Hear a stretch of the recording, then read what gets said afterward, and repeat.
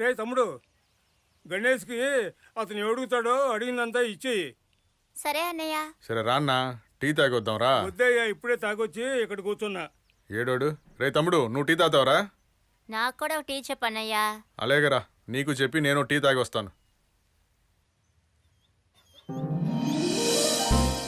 రే తమ్ముడు, ఏంట్రా ఆకలేస్తుందా? సరేరా, టీ తాగొద్దాం రారా.